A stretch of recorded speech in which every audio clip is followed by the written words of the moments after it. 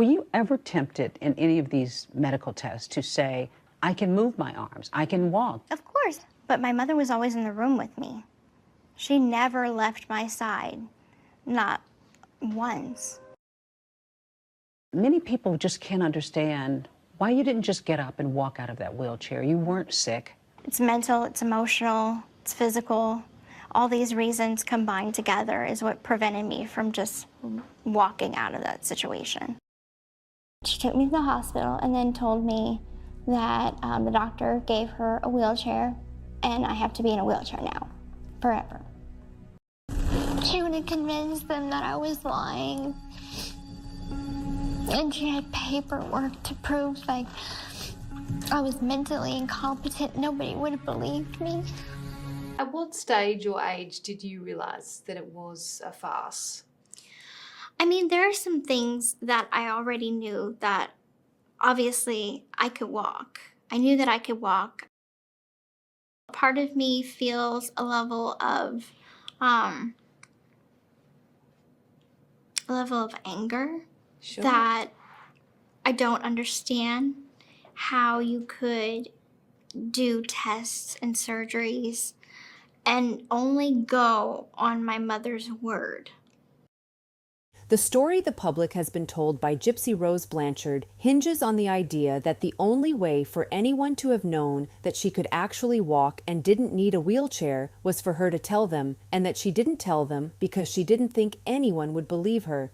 This is the reason she gives for planning, practicing, and carrying out the murder of her mother, Claudine Dee Dee Blanchard. The story is not true. In the crime scene photos, there is a pair of leg braces with shoes attached, which were found stashed behind a wall of clothes in the back of Gypsy's closet.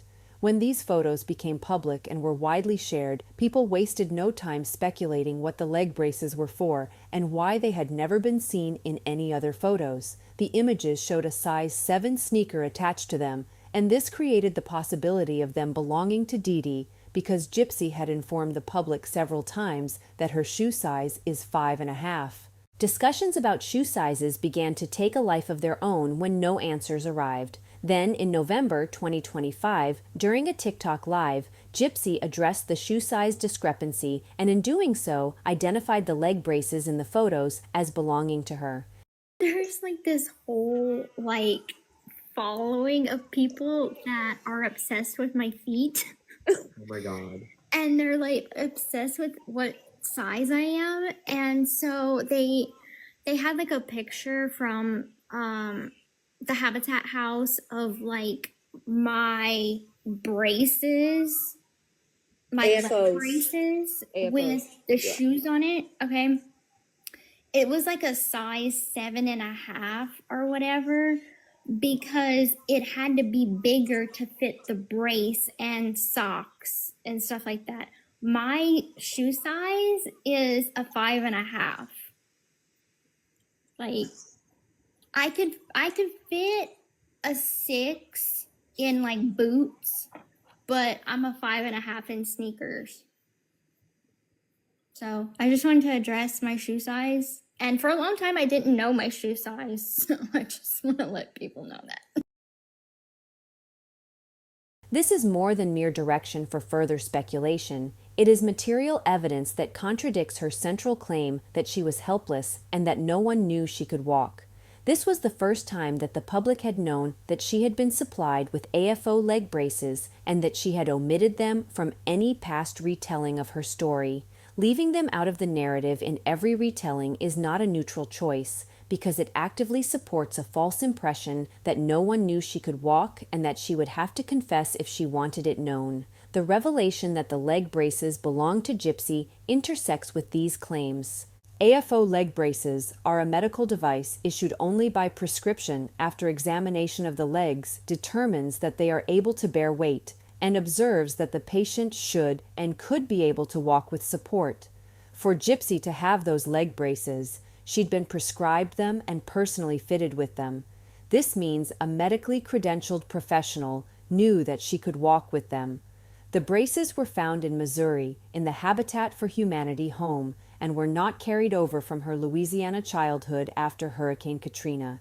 They were issued at an age where she openly admits she already knew she could walk and was actively performing disability in a wheelchair.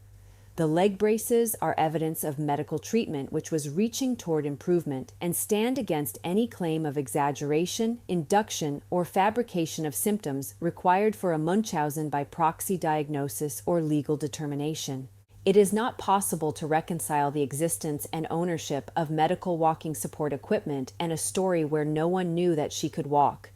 Her narrative contains an omission and requires pretending that she had to verbally confess the ability to walk and that no doctor who prescribed AFO leg braces existed. That is why they disappear from every version of her story, until now, when we can see that Gypsy's leg braces were not displayed in the home as part of her Munchausen narrative. They were concealed in the back of a closet, omitted from view for the same reason they are omitted from the post-plea deal story. Every version of a story tells you as much by what is missing as by what is included. The braces were hidden away and left out of every retelling. I've gathered the interviews, the memoir, the TikTok live, and the crime scene photos for you to consider and decide which version is true for yourself. I should have told somebody. I should have walked in front of somebody. That would have changed everything.